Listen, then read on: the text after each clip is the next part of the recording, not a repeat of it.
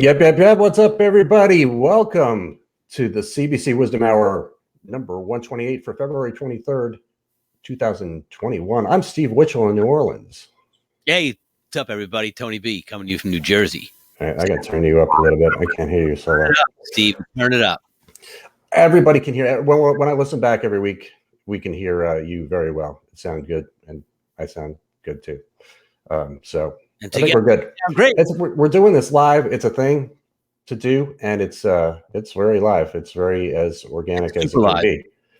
But welcome. If you're here and you want to comment, we are using a thing called StreamYard. If you're watching on Facebook, just click that thing in the description that allows StreamYard to show your name, so we can address you by name, like Chonk knows how to do. And he said, "Que pasa, boys?" There he is, Quesadich. Yes, and we're happy to answer your questions or address your comments. If you'd like to join in, if you're listening to the podcast on the audio podcast, if you want to join and watch this every week, we do it live on Facebook, on the Cover Band Central Facebook page, and in the Cover Band Central Facebook group. There you go. A lot of places, Steve. It's a lot to tell everybody about. Stuff, man. So we have a guest this week. We're going to chat just me and Tony for a second, but then we're going to bring him in. And it's our first video guest for our first video Wisdom Hour. We've had guests on the audio show. And I've talked to this guy a couple times, and we'll tell you all about him in a sec. But how was your week? Any good news? Any major happenings in the land of Tony? Great news. We had another 5.5 to 6 inches that came. That was more good news, you know. Like 5 feet now this winter. Yes. It's what's up, Steve? Facebook user. What's up, Steve? Facebook user. Click that link in the description. Let StreamYard show your name. That's it. That's cool. You know, that's about it. Cool. We finally snapped out of the cold. Had a couple low 70 degree. Oh yeah, no. So sure. So since last time we talked, so Cole, my youngest son, came home for the weekend. So we had Jam Fest for Saturday and Sunday. My oldest son was away, so it was just me and him were at home. So we spent probably 4 hours, 2 hours each day jamming. Jam a bunch of covers, jam some original stuff. It was good. Excellent. It's great to I miss being able to jam where you don't have a specific goal in mind, where you're not practicing for a show, or you're not putting together a new set list, you're not learning a new song, you're just jamming. I haven't done that, and I can't remember how long. And then we ran through a bunch of Rush songs, you know, that we were working on that he's been practicing as well. Did you watch the video I sent you? I did. That was great. Did you watch the movie? Don't say what the movie is, because we're going to do Stump the Drummer again. I didn't watch the movie, but I like where he's like, "Is that my sandwich?" That was the best line, I think. Okay. We'll address that more later. Steve's got it. What's up, Steve? There he is. All right, let's bring Mike in. I met this guy a couple years ago. Who are we having on our guest tonight, Steve?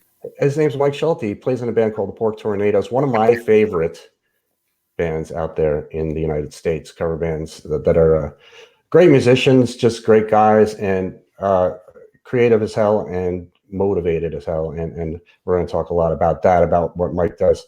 But I met him a couple years ago. He was in the CBC group, I believe, and contacted me and interviewed me for his podcast, which he still does.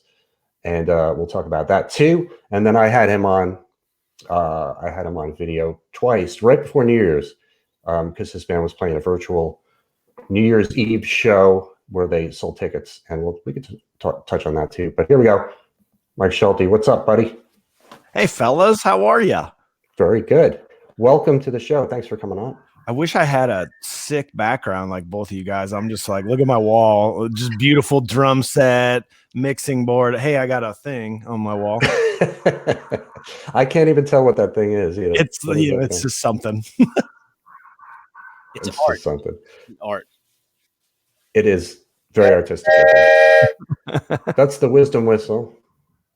Welcome to the Wisdom Hour. Wisdom Hour. And Tony will blow it at random occasions. Of course. Wisdom is spoken or something of value has been said. So that was, nothing to the wisdom. So let's get right to your band, Mike. The Pork Tornadoes, you guys have been around for a long time. And for those who don't Great. haven't heard of you, don't know about you at all, give everybody just a quick history of your band. Yeah, world's worst band name. That is we hold that title currently. We've been around for 12 years now. We're located in Iowa. Technically started in Cedar Falls, Iowa, but we started off like many bands do, right? You know, you give it your shot in the original music venue, and you just don't make it. Now you're kind of an adult, but you still want to play music. Kind of an adult is sort correct. of. Yeah. Like, I'm still not an adult, but I'm getting there, right? And Right. you get together with some friends. You want to play some bars. You want to play some tunes. This was actually back in college. We just started playing, and over time, the thing grew into more of an entity than we ever thought it was going to grow into, and combine that with some YouTube success, some viral video success over the past 5-6 years. We've just kind of evolved into this machine that just goes and goes and goes, and we just kind of enjoy the ride. Marianne said hi, Mike. Good to see you. Hey, Marianne. She's a big CBC. She's in that VIP group. Yes, the VIP group, which is not very active, and it's not. Mike, and if you're still paying for it, Mike, I hope you're not. But if you are, please stop. I'm gladly contributing my what is it, $1 a month? It's something like that. Glad to do it. All right, thank you. I mean, I was really working on it for a while, and then just sort of dropped the ball and went on to other things. But yeah, so you guys are staying active still through the pandemic. Doing whatever you can, and you did the New Year's show, and that was the last time I talked to you like this. So talk about the results of that, and doing the live stream and charging tickets and stuff. I'll tell you what, I've been very vocal about the time we've passed the time of free live stream music. We've gone past this. It was fun in March, it was fun in April, everybody was doing it, keeping their names alive, but it's just we can't. It's the equivalent of living in a town where all people always pay cover to go see bands, and then all bars and venues drop cover, and it's just free music. You can't go back from that. So we decided to do this New Year's Eve thing where we charged $20 a ticket for a 2.5 hour long live broadcast on New Year's Eve with a countdown and opening bands, and we played an hour and a half. And we spent a lot of money on it, and we thought worst case scenario, we lose some cash, but we now have this amazing promo material. But it went better than we thought. We sold 550 tickets, and even better than that, we've now resold that. We've resold the performance 5 different times to corporate events that needed virtual entertainment for their upcoming virtual conference or whatever.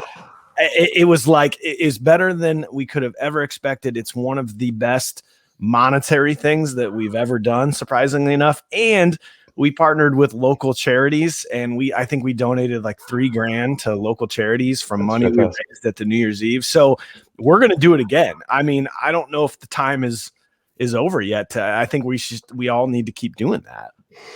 Yeah, I agree. Wow, I want to dig a little bit into this because I watched it, and thank you for sending that to me. And I loved it. I love the idea. I love that you made it sort of a variety event where you're interviewing other people, where you have different players sitting there, like maybe somebody just playing an acoustic and singing a song. And it was a variety show. And then you ended it with you guys playing, and you did the whole New Year's Eve countdown. So when you say you're selling this to for corporate events, are you talking about just the live performance, or are you talking about the whole shebang? The cut up live performance. So we personally made it vague when we recorded it. There was some Happy New Year stuff in there, but every song, when we recorded a song, the lights came down, cameras cut. Then we got ready for the next song, cameras on, lights up, so that we knew we could chop this up. And so, I talked to a corporate event planner friend of mine. She said bands right now are charging $15,000 to $20,000 to be the virtual live stream band for these conferences, and people are paying it. I mean, like it's insane. They need this content, but we're thinking, well, we don't need to redo this every time. It takes a lot of movement on our end to record one of these. What if we had one that was ready to go, that we could charge a much lesser dollar amount to say, we'll throw your logos on there.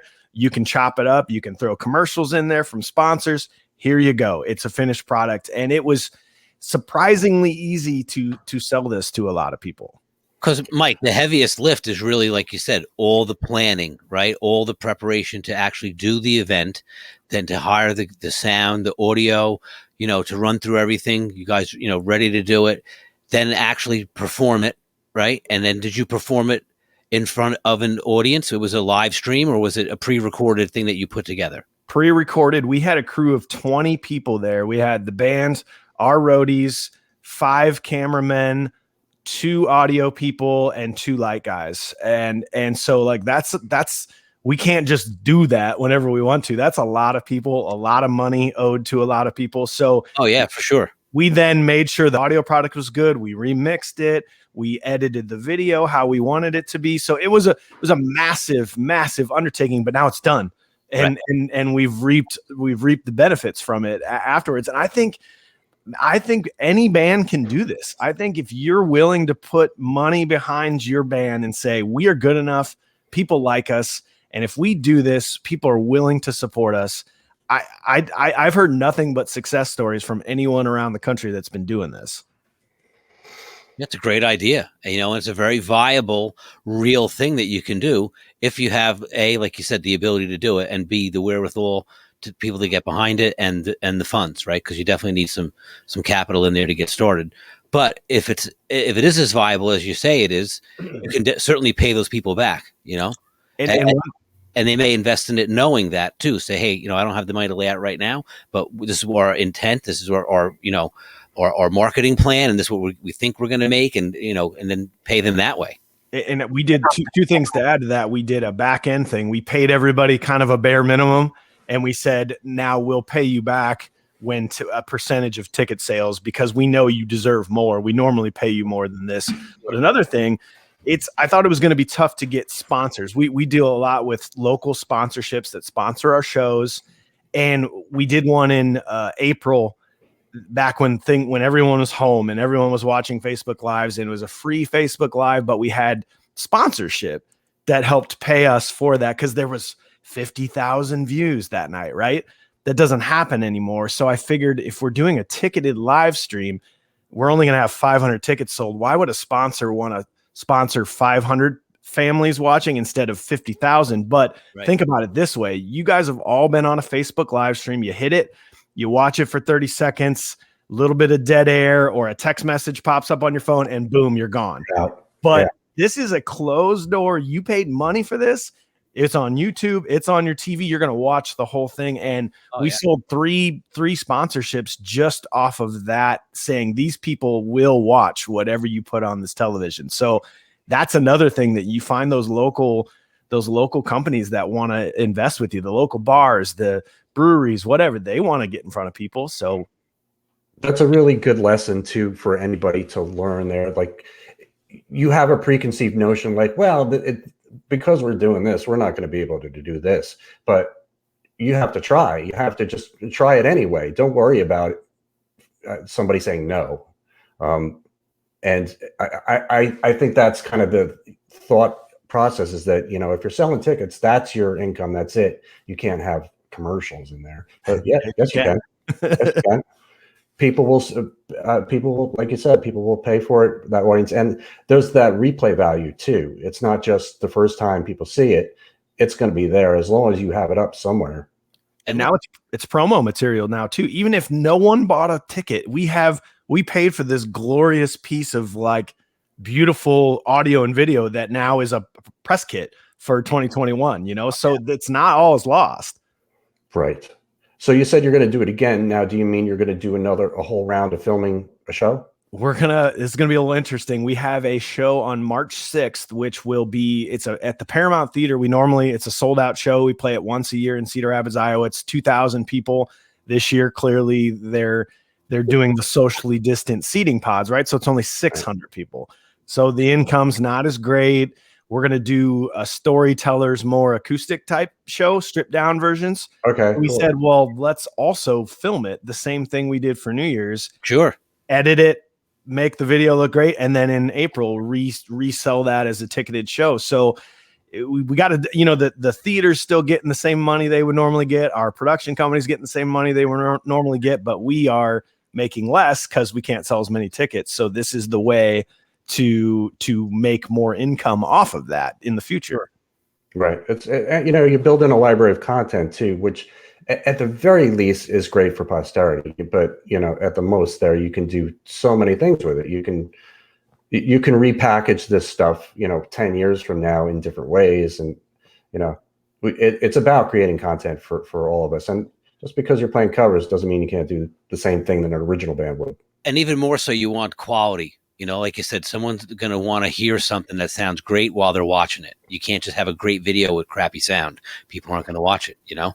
So you need to have both. So, like, you know, it is an undertaking for sure. I mean, like, as I'm building my studio here, I'm coming across the same thing now, you know, with the software that you need and all the equipment that you need to do it, you know, and I have a lot of gear, but it's, you know, a big undertaking.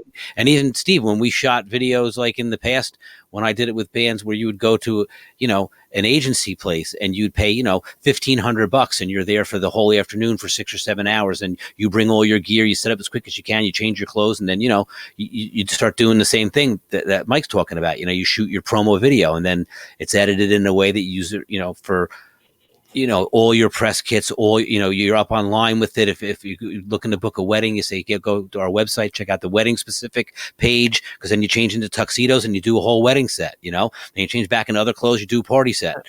But now the landscape has changed to where, like, to your point, Mike, you have, you know, everyone's still in the same boat, so to speak, for the next foreseeable, say, 6 months with corporate stuff and needing virtual bands and music. And, you know, it's really grown into something completely different now. Like, there's so many avenues that you can make, you know, revenue off of that are going to pay back your investment. Completely. Yeah. And the landscape has changed. Yeah. And now we've got great new content to throw up on our YouTube channel. I mean, it was an endless, when we tried to make this decision, we go, well, that'll be cool. That'll be cool. That'll be cool. That'll pay us. That'll pay us. That'll pay us. It was just a no brainer to do it. And I really think anybody out there can do the same thing. Yeah. It's really about being motivated to do it, because you have to be a self-starter. You have to be your own boss. It's kind of like what I do with my thing and what Tony does with his stuff too. And what you're definitely doing. Your podcast is called Iowa Music Podcast. And I encourage people to go check that out. That's where Mike's been doing that for a few years now, right? Yeah, I've been doing that, and that's fun. That when the moment strikes me, I'll do an episode like recently. The one we were talking about. We're going to talk about that. Yeah, we're going to get deep into that after we play the game. We're going to get into that. But I want to plug another one. The one that I do on a regular basis is brand new. I started it in October. It's called Confused Breakfast, and it is straight 80s, 90s movie reviews, like your favorite nostalgic movies from the 80s, 90s. We review them, decide if they actually hold up or not. And it's been a lot of fun. We're getting a lot of press on that, and it's very orchestrated and planned out and lots of laughs. So check that. If you're a podcast listener, check that one out. Iowa Music Podcast and Confused Breakfast Podcast. I love the idea. And so what movies have you done? Spout some off. So the one that comes out tomorrow morning is the original Teenage Mutant Ninja Turtles from 90. We've done Speed, Lethal Weapon. We did a few Christmas movies, Home Alone, Santa Claus. We did, we're at like 12, 13 movies, but we also do pop culture stuff. So we've talked The Price is Right. We've talked Nickelodeon Guts, that game show when you were a kid. I mean, we just talk about all that nostalgic stuff and kind of make fun of it as an adult and be like, why did we like that? I got it. Do you know who? You know Ryan George? You know who Ryan George is? He's a YouTuber. I don't think so. Dude, you have to go and watch this guy's videos. He does a thing called pitch meetings. Okay. And it's funny. And he's been doing it for years now. He has over 200 of those videos, and he's got like oodles of followers, and he's hilarious. And he plays these characters. He puts a scene where there's a guy who's a movie executive, and then there's a guy who's the writer coming in and pitching the movie idea. But he's picking movies that we already know, movies that have already been made, and just kind of pointing out the idiocy of the plots in some of these movies. We accept it, for what it is, but some of it's really ridiculous a lot of times. So he kind of does that, and he plays both characters, and it's quick. He does like a 3-4 minute video, and dude, it's funny as hell. And same thing. He just picks movies that are favorites from the past, and very well scripted, and he's got little catchphrases, and it's like, oh, you've seen it, Tony? Did you see it? Did I tell you about it, or did you see it before? I'd seen it. We mentioned it back a while ago, and then I had actually gone and checked it out. And I watched. And what happens is when you watch one, you end up watching like 5, of course. like 3 other ones. After you're like, oh man, I got to see that one, and then like this one and that. And it's funny. The banter is really good. It's got a good scripted, back and forth. Yeah, it's brilliant. So yeah, everybody check out Mike's Confused Breakfast here. I haven't listened to it yet, but I'm going to. It's good. I'm pretty proud of it. It's on SoundCloud too. I don't know if it's on SoundCloud, but it's on if you go to confusedbreakfast.com, you can click on your favorite platform, Apple, Spotify, Stitcher, Castbox, all that stuff. All right, cool. And you said it's 80s movies or just we say 80s, 90s, early 2000s. Yeah, 90s, yeah. Yeah, mostly 90s, but we'll stray. We did Karate Kid, that's 88. So we hit all the ones everybody knows. Karate Kid, I just watched for the first time a couple weeks ago. I'd never seen it. First time ever. What? Yeah, because a friend of mine was talking me into watching Cobra Kai, and I was like, well, if I'm going to watch Cobra Kai, I have to see the Karate Kid. I've never seen it. So I did. I had surgery a couple weeks ago again on my elbow, and a couple days of just laying around. So I was like, all right, I'll watch Karate Kid. And I loved it. I'm like, wow, I can't believe I never saw this movie. Have you gotten into Cobra Kai yet? I watched the whole thing in like 3 days. That was great. Cobra Kai has officially laid the blueprint for a proper remake reboot from here on out, because they did it right. I heard that people have approached Ralph Macchio and William Zabka for 30 years now saying, we got to reboot it. And they kept saying, no. Cause the script was always like the same thing. Oh, then they trained. But for some reason, these 3 guys that wrote Cobra Kai, they were the ones that wrote Hot Tub Time Machine. Okay. They came up with that weird flip where all of a sudden things are different now. And I think it's genius. I think it's genius too. It's what a clever idea. It's like, all right, let's take fictional characters from almost 40 years ago and see where they're at now. Yep. What's going on now? And for Cobra Kai, it's believable that those 2 characters are where they are now. Yep. And it's entertaining too. It's funny, the mannerisms and like when he's teaching the class and he's like cutting the kids down, like saying ruthless things to them. It's great. It's smart too. Like in one of the first episodes, Johnny's student is washing the windows, right? And he's doing this wax on, wax off. And he goes, Sensei, is there any particular way you want me to wash this? He goes, I don't give a shit. Yeah, that's great. Yeah, I enjoyed that whole thing. So I got to listen to your episode then of go with that one. That was a good one, right? Get you into it. All right. So I do want to talk about this thing that your last podcast and what you talked about, because you asked me to listen to it and I listened to it, and I'm like, as I'm listening to it, I'm like, I wish I was on this so I could talk about this with you like in real time. And so I just was scribbling notes and like, and that's when I wrote the, I was like, we gotta talk about this. Yeah. So I have my notes here, but some of it, since it was a month ago, maybe almost a month ago, or 3 weeks ago, maybe 3 weeks ago. 3 weeks ago. Some of it I don't exactly remember what I was referring to with my notes. So, but we'll figure it out. But first, I want to play Stump the Drummer. Since you're a drummer, we started this thing on our audio podcast years ago where we would just come up with some sort of topic, and then I would ask Tony sort of trivia questions, and we ended up calling it Stump the Drummer. And since we have this new medium with the video, I came up with some graphics and made it a little more fun. So people who have either heard this episode, heard the Wisdom Hour last week, or seen our episode last week too, you're going to recognize these questions because I didn't write new questions. In all fairness to Tony, I want to see how you guys end up head to head. Who gets more? So please don't yell out the answers if you know them. No. I'll put my phone away. I'm not looking. Yeah. But somebody told me that it was it dragged on a little too long, so we're gonna try to make it sort of a speed round ish thing. Right. But you can still talk out your answers, since this is an audio podcast too, talk it out, so people hear your line of thinking. But I will reduce the dead air between questions. I'm ready. Let's do this. All right. So let me see how I have to do this. Okay. You have a theme All song? right. Oh, well, I have this. Stump the Drummer. That's Oh, right. yeah. It's Stump the Drummer with Mike Schulte. This is how it's going to work. I don't know if this is going to cover you on the screen. It might. So, but I won't have it up there long. But there'll be a question. There'll be multiple choice answers, A, B, C, or D, and there will be only one right answer. So you will pick that answer that you think is right.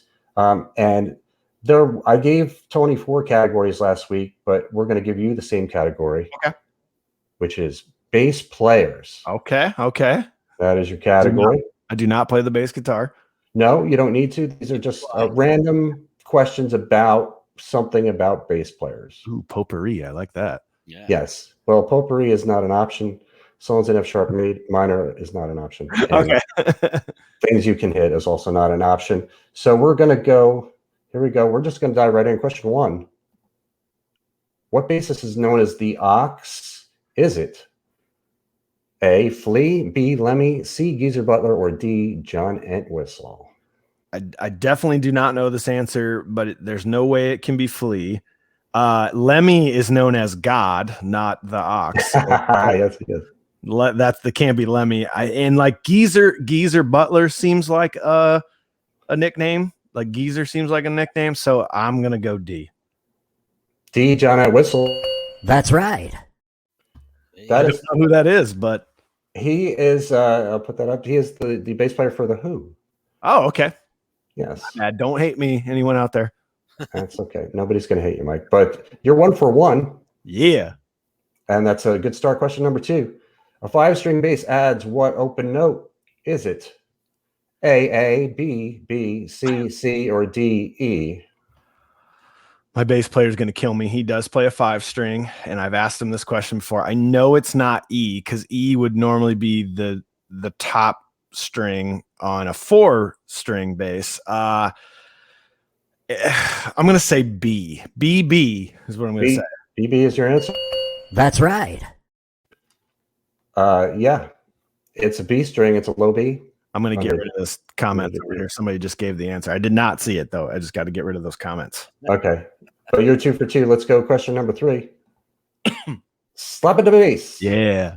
Is from what film? Is it A, 40-Year-Old Virgin, B, This Is 40, C, All Pass, or D, I Love You, Man? As a real estate person in my normal life, I know that is D, I Love You, Man.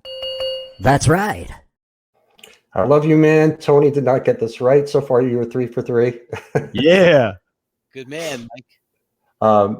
Yeah, it's a great movie, and there's a lot of Tony's a big Rush fan. So yeah, and have you not seen that, Tony? Then, if you're a huge Rush fan, Nope, I did not. And then when he sent me the link, now I had to go back and watch it because he sent me the part where they're in the locker, in the dressing room. And Neil's like, "Is that my sandwich you're eating?"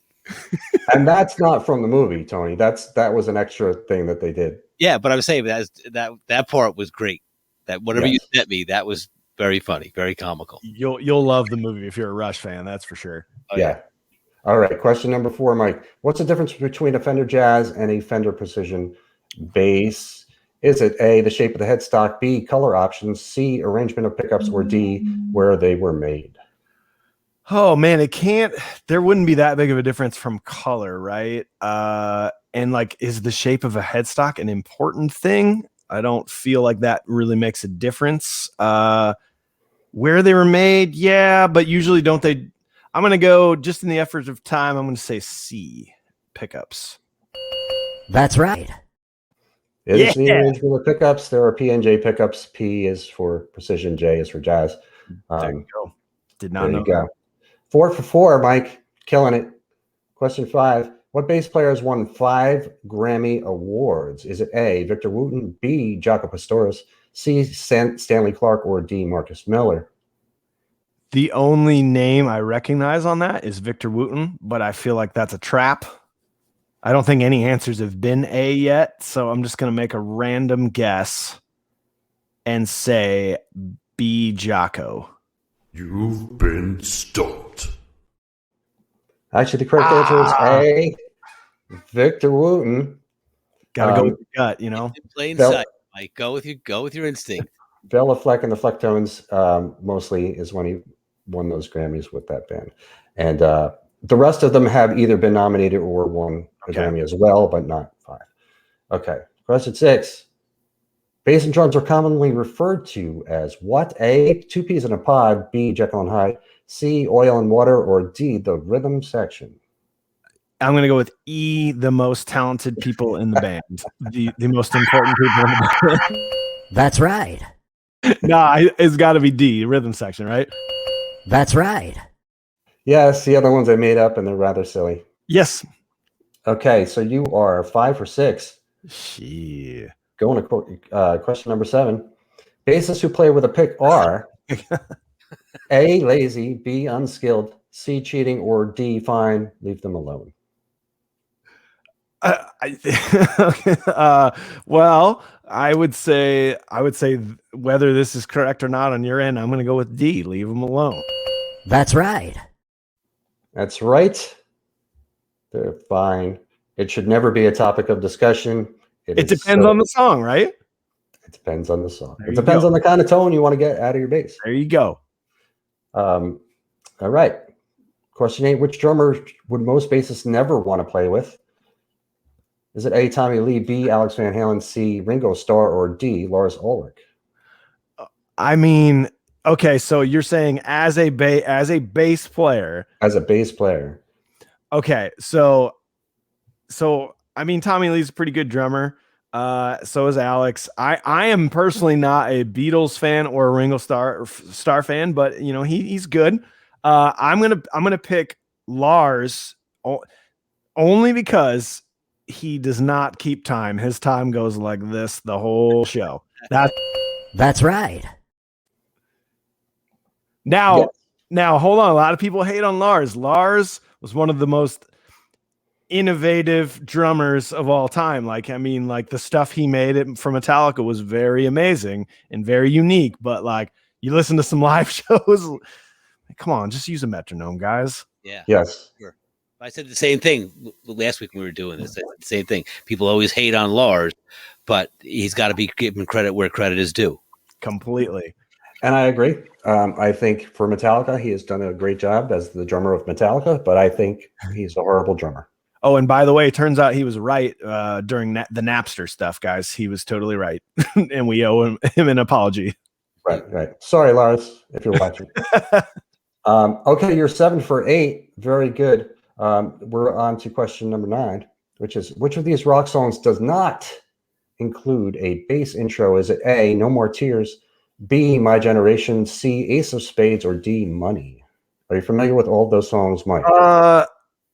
I think the only one I don't know is Ace of Spades. Okay. I was thinking Ace of Base, Don't Turn Around. That's what I was kind of hoping it was. Ace of Spades is by Motorhead. Okay. And Lemmy was in Motorhead, correct? Yes. And we've already established he's God. I'm gonna say, I'm gonna say My Generation. Your answer is B, My Generation. That does not include a bass intro. That's right. Yes, it has a little bass solo section, but it does not have a bass intro. All the other songs start with bass. You are 8 for 9. I see that look on your face, Tony. Do you feel? Hey, he's a fellow drummer, man. I support him. We're in this together. Drummers aren't in competition with each other, Steve. I mean, not like bass and guitar players. Come on. Bass players don't compete with anybody. We're in our own little corner There of you the go. world. In fact, do you know how to spot the drummer in the crowd at your show? He's the guy like having the best time looking at you being like, cool Phil. And then like the guitar players are all just pissed off in the back. Yeah. Arms The drummer's crossed. having a blast watching you play drums. Yeah. Yeah. Question number 10. This is it. How often do bass players usually change their strings? Is it A, once a month, B, for every gig, C, once or twice a year, or D, never? Like professional bass players? Is that what we're saying? Or are we just saying in general? in general, usually bass players, how often do they change their strings? I think many would say never, and I don't think any would say every gig. So I feel like if you're talking on average, I'm saying once or twice a year. That's right. Yeah, Once or twice a year. Yeah, like, I guess I should kind of like change drum it. heads. Like, I'll change them out today. Yeah, pretty much. That was 'Cause- why I asked the question, because if you're a pro, you're going to change them out every gig or every other gig. Text Right. it the whole set, you know? Yep. So you got 9 out of 10 right, Mike, and Tony got 7 out of 10.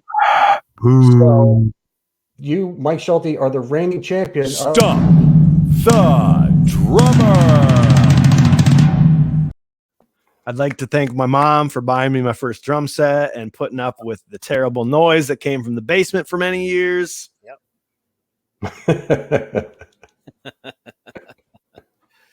It's so funny because Tony did the same thing last week. He thanked.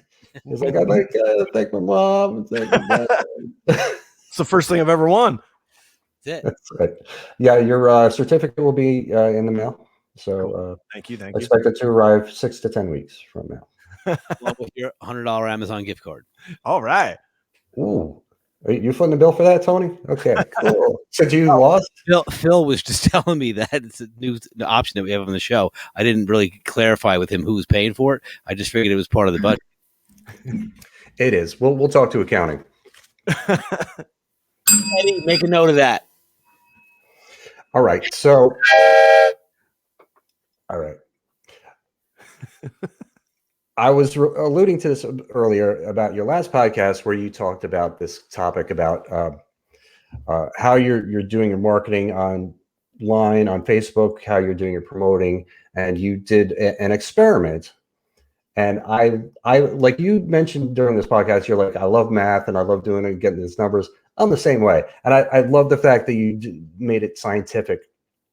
And you stuck with it, where you said for 3 months I'm going to do this for 1 month, and then the next month I'm going to increase my posts, and then the third month I'm going to increase them even more, measure my results, and see what happened. And like I said, I made a whole page of notes right here. So but this may not be in order, but I want you to just give a quick recap of that process of where you thought of this idea and what you wanted to achieve from it. Yeah, I run the social media accounts for my band, and anybody out there that does that, you understand how kind of frustrating things got. I feel like around July, August, September, October, things just, no matter what you posted, it just seemed like nobody saw it. Engagement was down. We have 24,000 Facebook followers and 500 people who were seeing it, and that's just wrong. That's a crime to me that these people wanted to see your stuff and they can't because Facebook decided they shouldn't see it, right? And I'll admit it, I post very good content. I'm not trying to toot my own horn. I know what's right, and I know what looks good and what people respond to, and I post it. And I was posting I'd say 5 times a week on the Pork Tornadoes page leading up to this, and numbers were terrible. So I decided to do an experiment. I wanted to know if was I doing too much? Was I doing too little? So in I guess it was November, I backed off. I hit like 3 times a week, right? For the month. Then in December, I went back to the 5 to 6 times a week. And then in January, I did something I've never done. I nearly posted twice a day. I got up to 40 something total posts for the month of January. And then I went back and analyzed it, and it was clear as day. The more that I posted, the more interactions I had on average, the more reach I had on average, the more shares I had on average, the more likes and follows that my page got on average. And they weren't huge numbers, right? We went from 5% of our fan base seeing our posts to like 20%, which, okay, that's not a huge jump. But then when you add that up over the course of a month, it was like we had 150,000 more reach over the course of the month in January than we did in November. So I'm a firm believer that the amount of times that you are supposed to post per Lord and Savior Mark Zuckerberg is as many times as you possibly can, like 10 times a day if you possibly can. And I think that's what that experiment really brought out. Right. And I agree. And since it was 3 weeks ago, you did this. And one of the things you said during that podcast was that you were going to, all right, I'm going to try to increase it a little bit more and see what happens. And have you done that? And what results have you seen? I haven't. I've stuck where I was in January because I'm trying to build up. I'm actually in the process of building up like a giant reservoir of things that can be regurgitated and changed. So I'm staying where I'm at. And then I think as we get into February, March, April, when we're starting to promote summer again, that's when I think I'm going to maybe even up that and just get more. I've noticed, Steve, you're posting more on what the terms of, what would you say, 3 to 4 times a day on Cover Band Central? Is that about what you're averaging? My page? Yeah. The Cover Band Central page, I do 14 a day. See, and here's the crazy thing, and I said it in the podcast, you think you're gonna piss off your fans because they're gonna see all of this. They don't. They'll see 2 to 3 of those 14. So you're never gonna piss people off. And yeah, you might lose fans if they see too many posts, but they weren't a fan to begin with. You're just gonna gain more from that. You are, and you did the research the right way. You experimented, you looked at the numbers and figured out, okay, this is, like you just said before, this without a shadow of a doubt, that made a difference, the quantity. Of course, you have to have quality posts too, but the quantity obviously made the difference. And when I heard you say on there, like, yeah, okay, maybe we'll try to increase it a little bit more, I was like, wait a second, why doesn't he following what he just learned? Why isn't he saying, oh, shit, yeah, this does work. Let me increase it like double. Why don't I double it now and measure those results and then double it again? I mean, because you figured it out. And I agree with you. I know it for a fact because of what I've done with the Cover Band Central page on Facebook and how often I post. I have scheduled slots for 14 posts a day, and I know what kind of post I'm going to put in each of those slots. And I started this years ago. I just figured out a formula that, after experimenting, kind of like you were doing, just figured out a formula that was working. So I stuck to it, and it hasn't really changed much in the last 4 years, my formula, other than I added a couple more. I was doing 11 a day for a while, and then I went to 12, and now I'm at 14. But even sometimes it's even more than 14. Sometimes I'll just randomly post something that I find on the internet, or people want me to share their live streams. I do that too. And dude, my post reach right now is, for the last 28 days, is 25 million. So you're saying post reach, is that for like a period of a month or something like that? 28 days. That's 20. Say that number one more time. 25 million. All because you did just a little bit more work to get these posts ready to go and schedule them. Yeah, I use a program called Buffer. I love it. I highly recommend it. I think it's bufferapp.com, and there's a free version that you can do up to. It's generous. It's at least a couple a day, but I do 14 a day, so I do a paid version, which is also very affordable. It's drag and drop. It's it's easy to move things around, and I highly recommend it. So I use that. So I have right now posts scheduled for the rest of the week. So it just goes out automatically. But then again, I do call an audible, and I'll change something here and there, or I'll if something major happens in the world of music, I'll do something there, share something.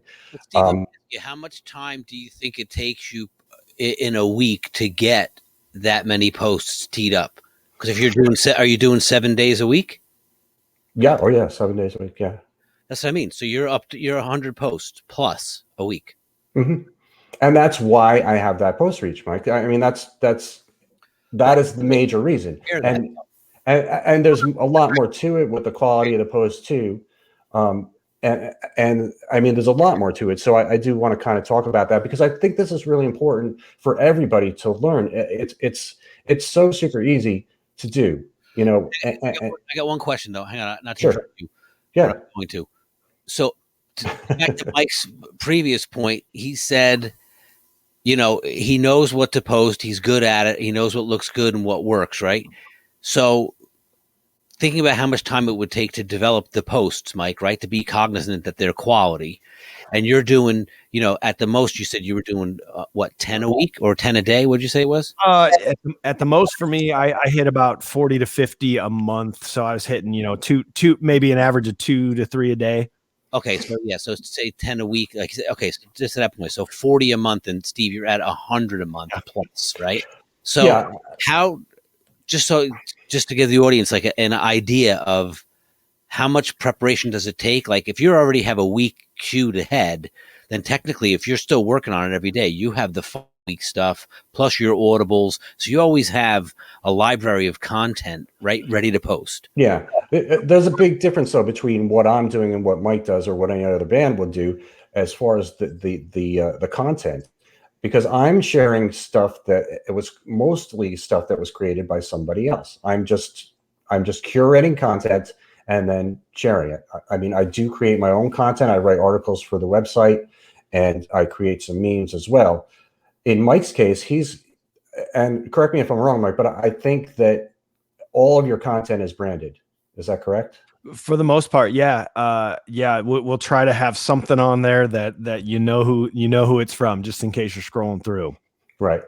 So it's a big undertaking for you to do that many posts. And if you want to do 100 posts like Steve's doing of original content, you would need, it would be a second job, or you need someone to help you.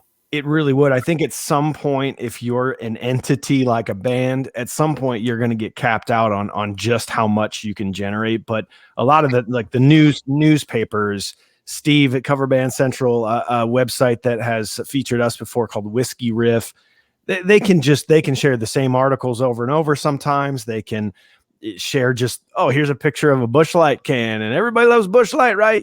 But when it's a band, and that was a lot of the pushback I got from people in my area that listen to my podcast. They're like, how I don't even want to put in that much work. It's too much work. And what's the benefit that I get a little bit more reach on my post and a little bit more fans? And I don't feel like they were looking at it from the right perspective.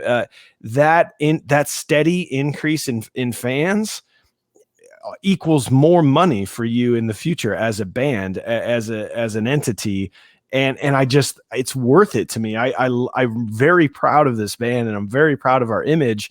And I always I'm always just going, oh, that would be cool. And then I'll run into my room real quick and kind of like make a note and say, oh, do something like this, put something like that together. It's going to come out next week. I made our logo into the Mandalorian logo, like, because like, hey, everybody likes the Mandalorian, right? Here's our version. So it's really not that hard. And that's what I'm always harping at. If you are in a cover band and Bill runs the social media, just because Bill has always run the social media and he has the passwords, but he's not good at social media and he's not passionate, you have to have a conversation with Bill and be like, Bill, you're not good at this. I want to do this. I'm good at graphic design. I have ideas. I know how to I've been listening to these podcasts. You got to have those conversations, because have you guys ever heard of Hairball? No. They're a Midwest band. They're one of the original tributes where the band stays the same and multiple singers come in and they're dressed like the singers of the 80s. They play the hair metal stuff. They're huge. They have 150,000 followers on Facebook. They post every day. They took a sabbatical for about a month where they didn't post anything. And if anybody out there is familiar with the Facebook page, you can do a thing. You can go to your insights and you can add other pages, other bands, to see how their posts are performing and how you compare to them. So I compare myself to other bands. They have 150,000 followers. They didn't post for a month after building this ravenous everyday posting thing. And when they came back with that one post a month later, it only reached 2% of their fan base. Right. Facebook immediately suppressed them, said, you're not important anymore. Yeah, you have to do it consistently. Mm-hmm. That's something I found out, because like I had this injury last year, broke my arm in June, and then for really like a month, and that was kind of the first time since I started Cover Band Central, I just stopped posting. I was like, I was feeling down, and I was hurting physically, and I could. It was difficult to even just kind of get on the computer. So I was like, screw it. And I just stopped. And it took, once I started going back in, it took a minute to get kind of back up to where I was. So consistency is super important. But I think that there's unlimited content, even if you're just a band. You just have to get super creative, and it's actually kind of simple, because the things that get the most engagement on Facebook are photos and videos. So I'm sure you have a ton of photos, and especially memes get engagement. That's why I share memes. So you can go and like take a photo, get a little Port Tornadoes logo, stick it in the corner of that photo, and then go to Meme Better or any of those meme sites, make a meme, boom, that's content. Put it in there. You know what one of the best performing ones was over that course of 3 months? It was just a photo of our singer looking out over a crowd with his mouth open, speaking into a microphone. And all it said, it was a simple photo. It just said, caption this, wrong answers only.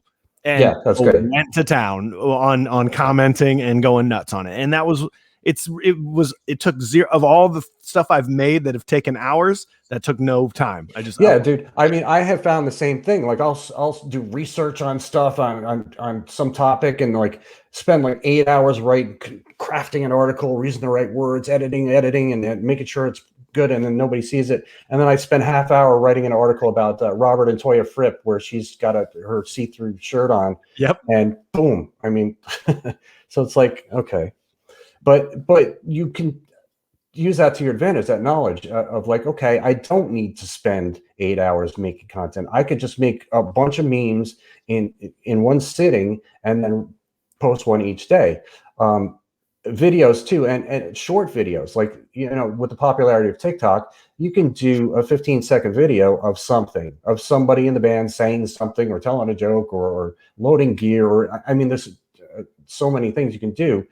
And then each day you can, like, you want to celebrate something always. Like, it was a year ago today that we first played this song. It was a year ago today that we played at this venue. It was a year ago. It's somebody's birthday today. It's somebody's dog's birthday, like whatever. I mean, there's really a limited amount of content if you just get a little creative, and then come up with categories like that. Like, here's my 15-second video category. Here's my meme category. Here's my inspirational. Like the rules I follow on CBC are, what I post has to be inspirational, educational, or entertaining. And it has to fit under one of those. And I make sure I hit each of those every day. So once you get in the routine, then it starts, like you've seen, it starts to grow, and and then you could also pepper it with your more robust, time-consumed undertakings, to post. So you could, like, if you wanted to post 100 things in a month, maybe 10 of those are real quality, and the other 90 are filler, we'll call them, right? Yeah. Just so you have that presence, because, like you said, as soon as you back off the throttle, you're getting buried again. Yeah, and you never really know what's going to work. You think things are going to work, but then you're like, no, and then something you think is, oh, this is ridiculous, and then, then it gets thousands of shares or something.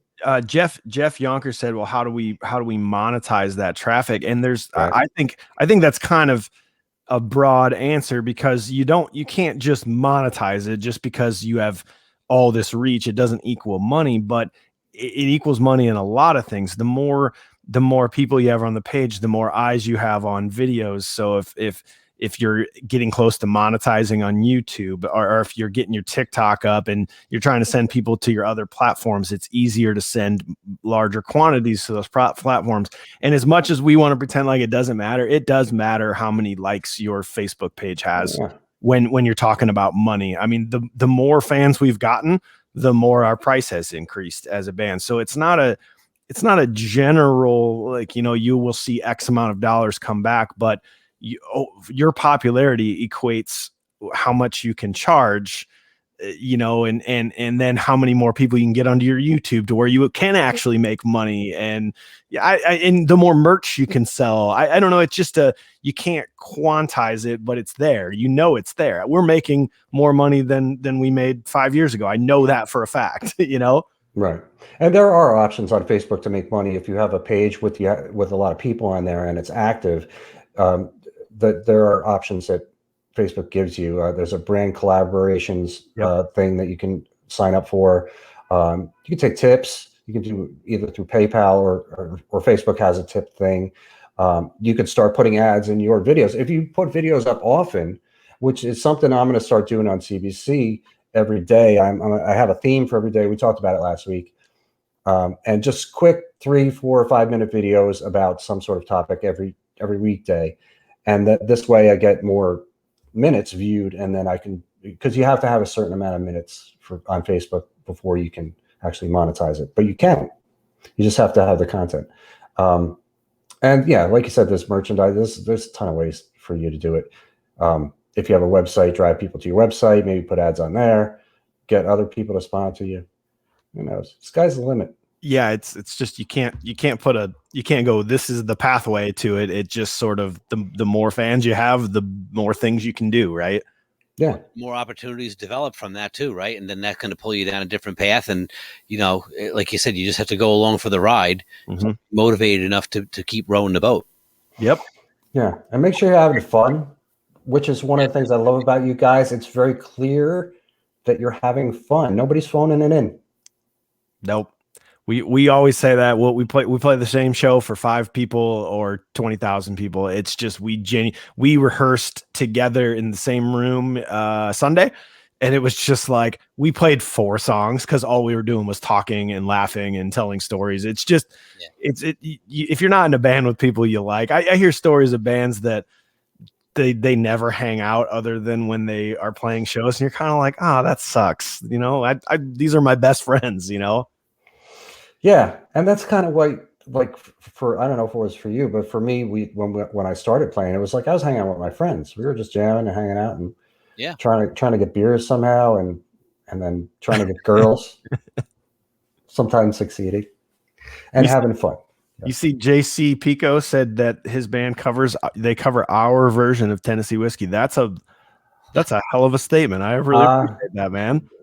I did see that. Oh, there it is. Okay. So that's a cover. So JC is a cover of a cover of a cover of a cover of a cover of a cover is what JC plays. Yes. That's pretty cool, JC. The cover you guys did of Tennessee Whiskey is fantastic, along with everything else that you guys do. I'm a musician, but I'm a big fan of your band, and everybody out there should be too. This is the way the Pork Tornadoes goes. This is the way the Pork Tornadoes. And I didn't see you have a website that's active. It's currently being revamped. We've had the same website for a long time, and I'm trying to practice what I preach. So we took it down, and we're a couple weeks away from uploading the new revamped version with new pictures and new videos. We're practicing what we preach. Also, you mentioned TikTok. I don't know if you guys are on TikTok. No. But that is single-handedly the fastest growing social media platform that we've done of any of them.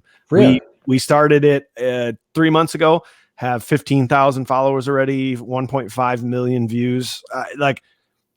If you don't have a TikTok as a band, I recommend just doing it and just seeing what happens.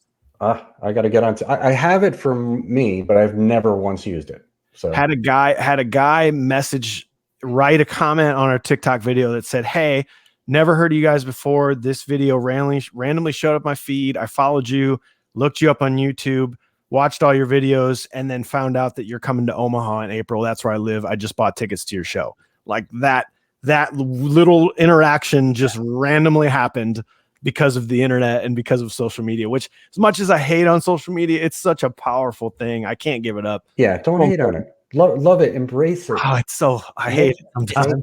Make love to it. It's brutal. Because it'll make love to you just like that. So I got to get on TikTok and get that done. All right. You got to leverage it to your advantage, you know? Yeah. Right. All right. We're at an hour here. Mike, thanks so much again for coming on, and you're welcome anytime. Awesome. And you can hang out too after we end the show. We'll chat a little bit too. But check out Mike's band again. Let me put it up on the screen. The Pork Tornadoes. They are one of the best out there for real. They're doing everything right. They're very entertaining. They're very good musicians and very cool people, and all the things that you want in a band. So look them up on Facebook. Go like their page. Follow them on Instagram and everywhere else they are. And TikTok. And TikTok, baby. Yeah. TikTok goes the clock. And as always, there was the Wizdumb Whistle, coverbandcentral.com. You can sign up for a profile for free for you, your band, or both. And go do that now. And thanks for watching. We'll see you next week.